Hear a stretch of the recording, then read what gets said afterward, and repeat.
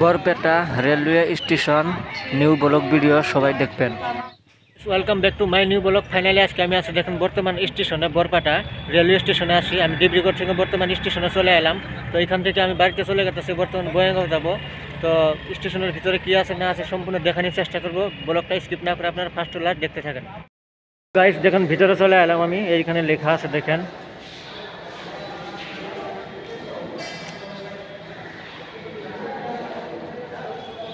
এদিকে ticket counter দেখেন, ticket নিয়ে নিলাম। বর্তমান আমি এখন ভিতরে চলে যাব।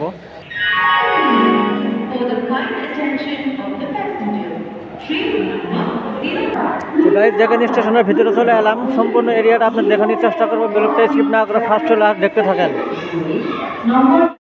ভিতরে চলে এলাম গাইজ, দেখেন লেখা আছে বরপেটা রুট। আমি এখান থেকে চলে যাব বঙ্গাইগাঁও, বঙ্গাইগাঁও থেকে বাড়িতে চলে যাব। গাইস রাত হয়ে গেল, দেখেন 6:30 বাজে, এখন ট্রেন চলে আসবে। তো বরপেটা রুট দেখেন স্টেশন, অনেক সুন্দর সুন্দর দেখতে লাগা জিনিস আছে। দেখেন ওয়েলকাম টু আসাম, এদিকে দেখেন ওয়েলকাম টু আসাম, এদিকে দেখেন মানে বসার জন্য। বর্তমান বিহু আরম্ভ হয়েছে আসামের মধ্যে, আপনারা সবাই জানেন। দেখেন খুব সুন্দর সুন্দর দেখতে লাগা বস্তু আছে।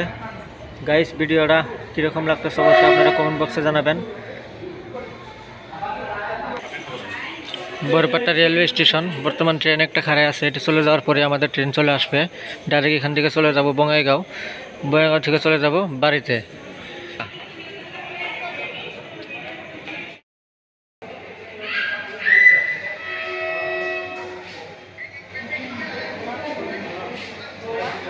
তো যাই হোক বন্ধুরা, দেখেন ট্রেনে উঠে গেলাম। এখন ট্রেন একটু লেট ছিল, সেই জন্য আসতে দেরি হলো। তো বর্তমানে আমরা ট্রেনে বসে আছি, পুরো টিকিট কাটে আধা ঘন্টার ভিতরে অবশ্যই বঙ্গাইগাঁও পাবো।